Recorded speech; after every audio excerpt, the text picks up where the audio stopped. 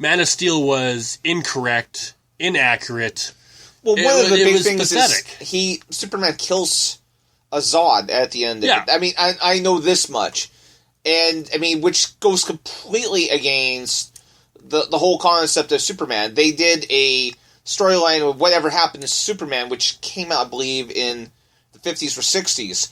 And he actually kills one of the villains, and he is so heartbroken by this. Yeah. That he goes off and goes to a room filled with golden kryptonite, which zaps away all of his powers. Yeah, it was a bad storyline, so DC, if you continue to think that you have the best story writers, yeah, you're mistaken. You can't even follow your own scripts. Yeah, they really... They messed up on that one royally. That when I heard that really bothered me, because that really goes against everything Superman. Yeah, it goes against everything that we knew as Superman.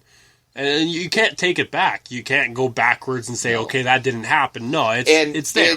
What was even worse, from my understanding, is that he goes off, he kills on one scene, and he kind of, cries a little bit. And but the next scene, he's all happy and joking around.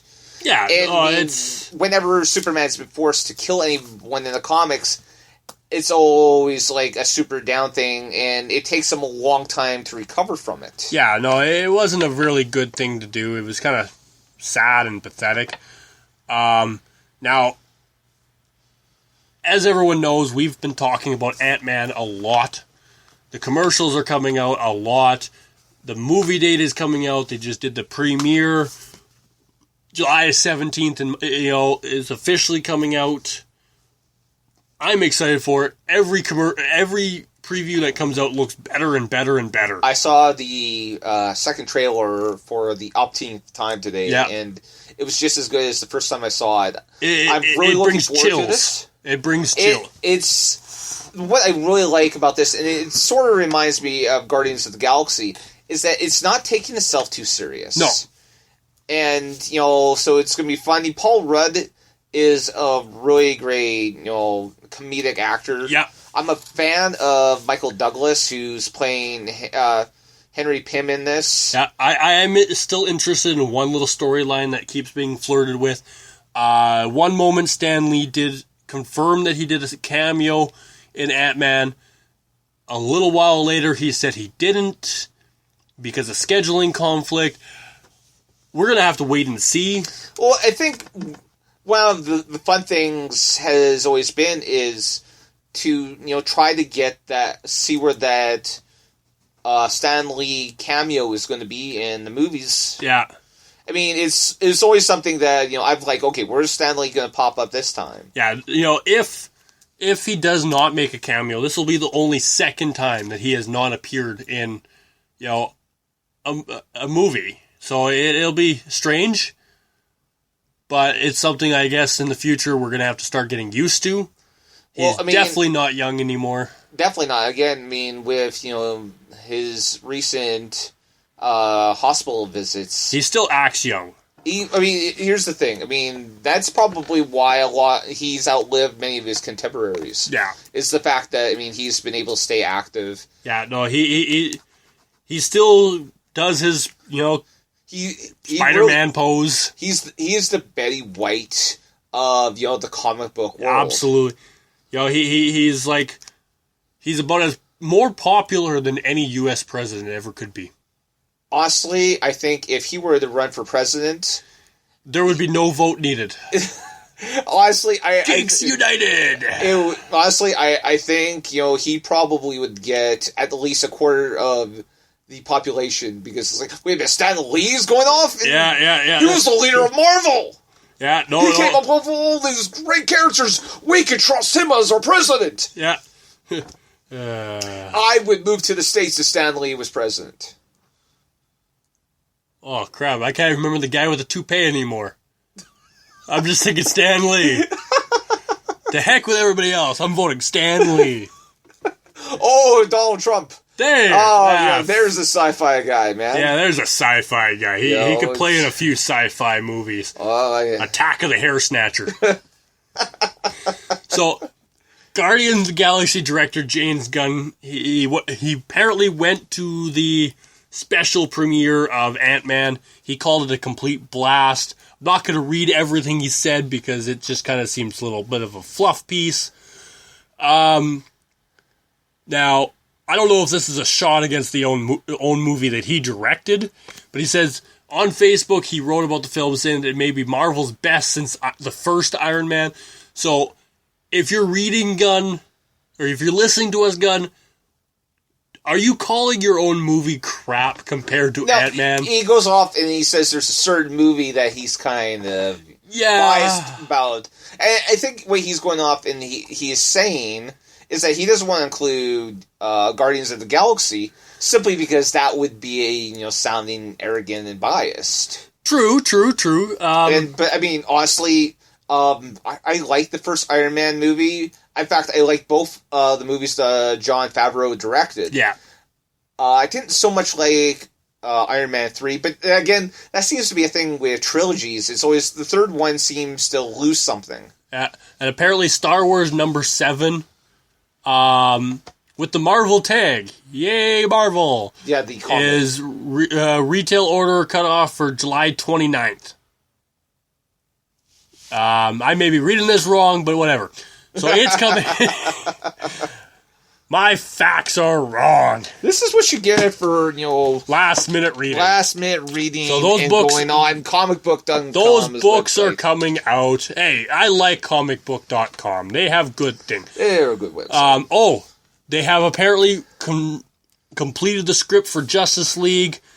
So, we know that's coming out. They're definitely doing good. Considering that, they're still... I'm amazed that they've done Justice League, but yet they're still working on Wonder Woman. Yeah. And they're actually having, I believe it's 5 different teams working on Wonder Woman. Yeah, well... Which seems a little strange to be doing. Well, Wonder Woman is a very important role in Justice League and with everything else. They're also making her a very super important part in Batman vs. Superman. Yes, very super important part. In fact, the latest issue of Entertainment Weekly, my wife's favorite magazine, by the way, she is shown very prominently on the cover of it, actually between Batman and Superman. I also recently saw, I don't know if you've seen it, the new preview for the Batman game. I haven't. Okay. I've heard that... Scarecrow. Well, yeah, I knew Scarecrow is a big villain in this. I've also been hearing that the Arkham Knight game that is on PC has got a lot of glitches. Yes, and that glitches are always an issue at the very start. Apparently, it was the company was well aware of these glitches when they put it out. They were in such a rush to get it out. So I guess apparently it's supposed to already be out. I have not seen it yet. Well, it's on PC. I know. I'm not sure whether it's available yet on the on PlayStation 4 and Xbox One yet. I guess it would be. So no, definitely a lot of huge news. Star Wars 7 again. It reveals the secret history of Ben Kenobi. Yeah, that's we're not talking about the movie. We're talking about the comic book. Comic books are just as important as movies. Especially if not more important. Especially seeing as that this is now going to be considered canon. Yeah. So this is the new Marvel Star Wars universe. Apparently, Ewan McGregor would love to come back to Star Wars. Absolutely. There's been some big talk that he would love to go off and do this. I'm puzzled how they would be able to go off and do a 2-hour movie about him watching over Luke Skywalker on Tatooine. What are we going to see him, defending the Lars family from Tusken Riders? It'll be unique. They've also the Force Awakens trailer for Star Wars set a Guinness World Record for most views. I believe we actually touched on that. We may have that, but it's worth saying again. Apparently, Star Wars was also just screened in China for the very first time. That's pretty big. On June 16th. Thank you, China. Welcome to the world. I believe, I can't remember the name of the company, but I wouldn't be surprised if Shane McMahon, who is the son of WWE owner Vince McMahon, I suspect his company may have something to do with that. Yeah, more than likely. His company has worked very hard to bring movies to China. Speaking of Star Wars, while you're kind of looking over this, there seems to be a lot of the gadgets and things that we see in Star Wars and a lot of sci-fi movies are starting to come to life. Yes, hover bikes. Hover bikes. Yeah. Is definitely one of them.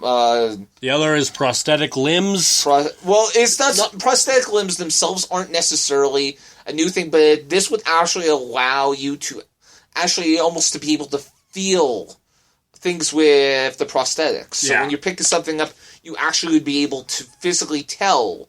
You get the sensors would actually tell you that you're actually picking something up instead. Which is unique. From the video I saw, though, it seemed a little grainy. Didn't seem to be as high caliber as some of the prosthetics we see now. Right. The hover bike, definitely, they're not releasing it till 2017 for $85,000. $85,000, yeah. And I hope they do a lot of work on it before that then. Was, if you wanted to find out more about that, we suggest you go to aerofix.com. That's AEROFEX.com. Yeah, definitely look into that. If anyone wants to finance one for us, we'd be more than interested. Yes, it's very cool. I'll just go off and I won't go too much into it, but this is from their About Us page. So our mission is to democratize flight. Airplanes and helicopters are expensive and complicated, putting them out of reach of most people. By reducing costs and simplifying training, Aerofix will make flight an affordable reality for businesses needing the utility of low-altitude flight, and for individuals eager to experience the liberating thrill of breaking their bonds with the ground. And it goes off and goes through several different uses, one of which is racing. Yes. Pod racing. So we can see pod racing, which is... It's a very unique... We've been... A lot of our conversations before we started doing our podcast all started with hovercraft. Hoverboards. Hoverboards. That was a huge one for us. We had like a 3-hour conversation on just hoverboards. We did, absolutely. There was more in that group. Another thing that came up was there's a type of robot which is called a VBAT. Yes. And I'm trying to remember the Makes a shield? Well, plasma shield. No, what this VBAT is, it's almost like the probe droid you see in Empire Strikes Back. Yes. Where it's able to go off and to go places and to check out environments that people are hostile and people can't go to, and to deliver a quote-unquote payload. Yes. Which means that they could send these robots in and then cause them to explode. That's the flying drone one. Yeah, that's the drone. Yeah, there's also the one where in the movies where it rolls up and has the force field around it. Well, they are developing that force field. Boeing has got a patent on force field. Now it's not like if someone were to shoot directly it wouldn't work. But this is would protect planes from